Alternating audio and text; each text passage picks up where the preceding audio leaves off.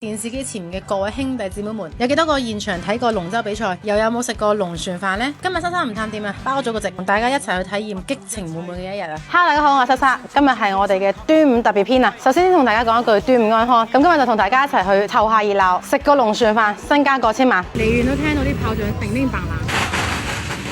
比想象中人多好多，真係擔凳仔都霸唔到頭位。你支持邊一隊啊？好多靚仔啊！你係喺邊個靚仔又支持邊一隊啊？係啊！嚟到呢度咧，就係啱好係佢哋巡遊嘅一個環節，現場氣氛真係好熱鬧啊！你喺岸上都有可能會濕身啊！預備 3、2、1，唔知佢每年都有嘅咧，今年竟然有新西蘭外國友人嘅隊伍嚟參賽。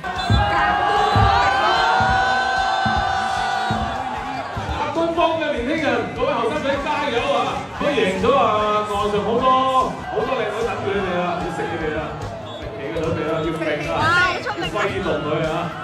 主持人解釋，新西蘭嗰條船咧係新船嚟嘅，所以咧船身會比較輕啲，冇問題嘅，重在參與啫。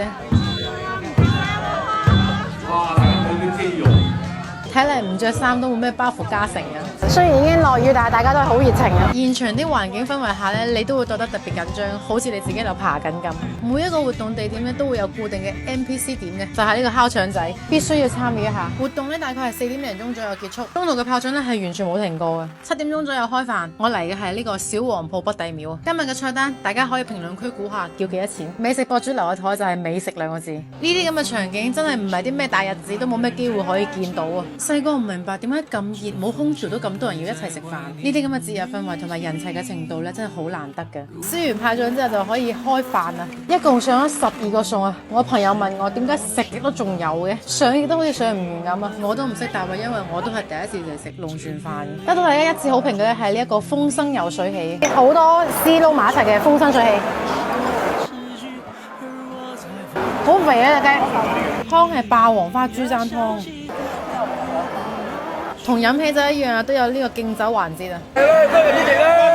多謝支持，多謝支持。得唔得啊？啲味真係好食啊！我都係第一次參加呢啲。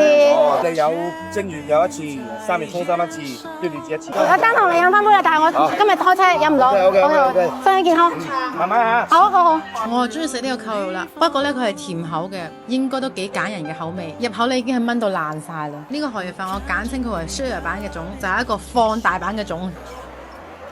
唉，時間真係過得快，一過咗年，食完隻5月粽咋，就等食月餅，食完個月餅，叮叮當當咁聖誕又過年，唉，年關難過年年過，好快脆1年，好快脆就過一世。